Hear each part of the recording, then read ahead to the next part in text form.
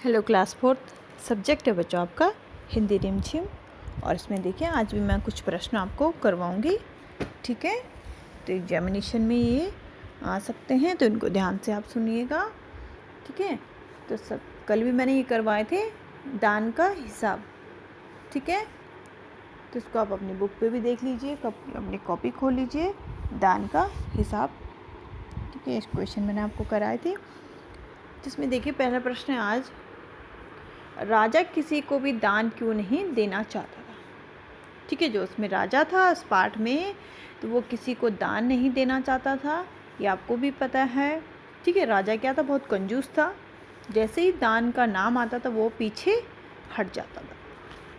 तो क्यों था, तो राजा किसी को भी दान इसलिए नहीं देना चाहता था क्योंकि वह कंजूस था और उसे ऐसा लगता था कि दान देने से उसका जो राजकोष है वो खाली हो सकता है, ठीक है।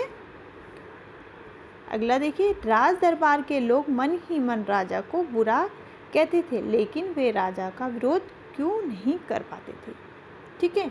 राजा क्या था, कभी भी किसी की मदद करने के लिए आगे नहीं बढ़ता था, ठीक है। तो जो लोग थे, राज दरबार के लोग थे, वो क्या करते थे, राजा के पीठ पीछे उसकी बुराई करते थे।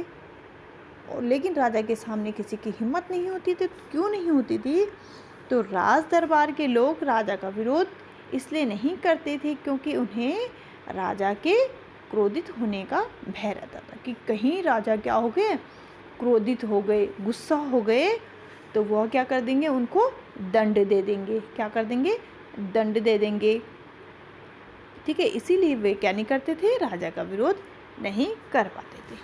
अगला देखिए, राजसभा में सज्जन और विद्वान लोग क्यों नहीं जाते थे, ठीक है।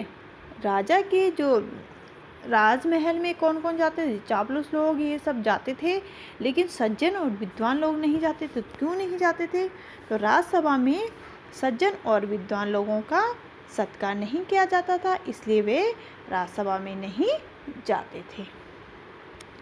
आगे देखिए, ये तो दान के हिसाब से था बच्चों। आगे देखिए, इसमें कौन, जो आपकी कविता है, ठीक है। मैंने कल भी आपको बताया था, इसमें देखिए कुछ प्रश्न हैं। कबाड़ का हिसाब, ठीक है।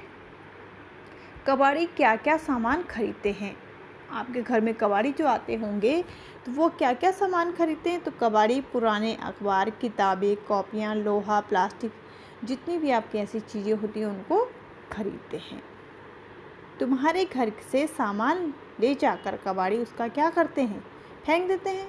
क्यों आपसे लेते हैं फिर वो, तो कबाड़ी घरों से सामान ले जाकर फैक्ट्रियों में उसको बेच देते हैं, वहाँ पे रिसाइकिल, उसको दोबारा से उसको प्लास्टिक से नई चीज़ें बनाई जाती हैं, ठीक है। जिनमें आपके खिलौने वगैरह जो भी प्लास्टिक की चीज़ें होती हैं इनको।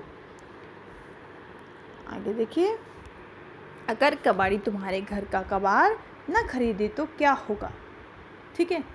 अगर क्या होता है, जो आपके घर पे कबाड़ है, कबाड़ी नहीं आता है, तो क्या हो जाता है, आपको भी पता चल जाता होगा कि आपके घर में सारा कबाड़ आपका बिखरा पड़ा रहेगा, ठीक है।